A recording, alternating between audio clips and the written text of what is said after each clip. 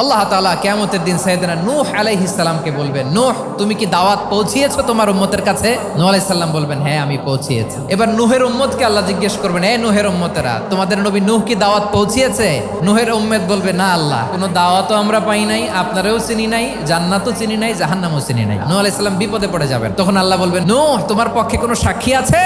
নূহ আলাইহিস সালাম বলবেন, আছে। কে?